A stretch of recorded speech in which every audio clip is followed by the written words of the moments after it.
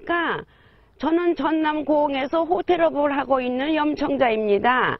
얼마 전 토지 이용 계획 확인원을 봤더니 저희 땅이 청소년 수련시설로 용도 변경이 돼 있었습니다.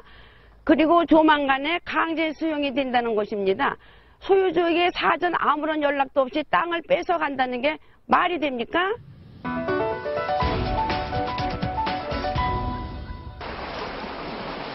전남 고흥군 도화면 한적한 해변에 자리한 호텔.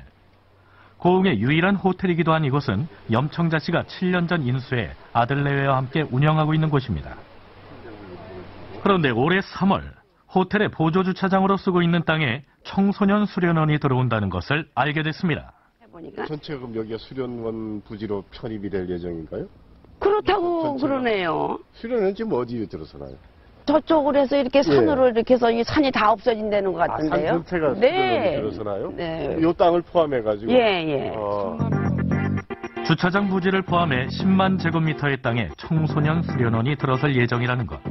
그런데 염 씨는 이 사실을 최근까지도 알지 못했습니다.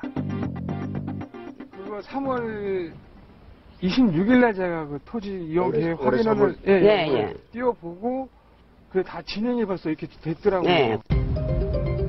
토지 이용 확인원을 직접 떼본 후에야 이를 알게 된 염 씨.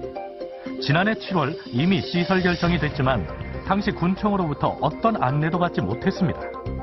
세금도 제일 많이 낸다면 제일 많이 내는 사람으로서 그렇게 한번 저를 불러다든지 군청에서 오셨던지 이게 도시계획에 이렇게 바뀌니 이렇게 안내를 해주셨어도 저희가 이 신청할 시기가 있었습니다.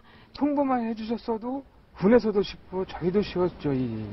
그거 못 받느냐고 그러더라고요. 그러니까 제 생각에는 군에서 생각은 아마 공공사업이 그러니까 무조건 다 뭐 이쪽 생각은 전혀 없이 그냥 편입을 해버리겠다. 근데 이미 지난해 말 실시계획 인가가 났고 올해 4월 감정평가까지 끝나 보상 금액까지 확정된 상태. 이의 제기를 할 수 있는 기간이 지나 아무런 손도 쓸 수 없는 상황입니다. 뭐 감정평가를 해서 나오는 대로 해서 안 하면은 우리가 수용을 안 하면은 자기나 강제 수용을 하겠대요. 그러면서 난리를 치니까 저는 그때부터 겨울부터 정신이 없는 거예요, 지금은요. 여기 하나 있고. 게다가 주차장 부지에는 호텔의 물 공급을 위한 관정이 2개나 설치되어 있습니다. 근데 물이 요것도 2개 써도 부족해요. 이게 없어짐으로써 저희는 사업에 문을 닫아야 됩니다. 물 없지 주차장 없지 어떻게 사업을 합니까? 보조 주차장이 없어질 경우 객실 수에 비해 주차 시설이 턱없이 부족하게 되고 여름 같은 성수기에는 곤란한 상황에 처하게 된다는 것. 그게 있어도 이래요, 길이요, 지금. 여름에는 난리예요. 못 다녀요, 길에, 여름에는.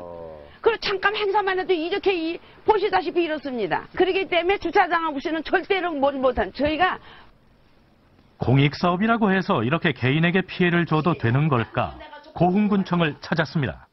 이 공익시설이라고 하는 것들에 대해서 특정 개인이 반대를 한다고 해서 거기를 빼거나 넣었을 때는 그런 시설들이 그 사업이 이룰 수가 없는 한계점이 있습니다. 물론 바로 옆에 땅은 공익사업이기 때문에 재산권 피해는 어쩔 수 없다는 설명. 수련원으로 인해 호텔이 입는 피해는 어떻게 책임질 것인지 그 대책을 물었습니다.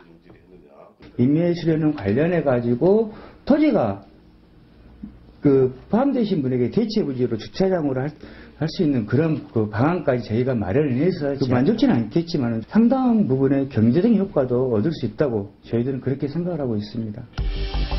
주차장 부지를 수용하는 대신 인근에 있는 국공유지 2필지를 사용할 수 있도록 하겠다는 것. 공익사업이란 이유로 개인의 재산권에 피해가 있어도 모두 감수해야 하는 상황.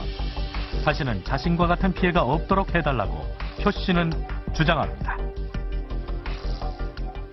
해당 교육청과 고흥군청은 저희 땅이 청소년 수련원에 수용되면서 저희 호텔이 입는 피해에 대해 책임져 주십시오. 아무리 공익사업이라 하더라도 개인의 재산권을 사전 협의도 없이 강탈하는 일은 앞으로는 절대로 없도록 관련 제도를 꼭 바꿔주십시오.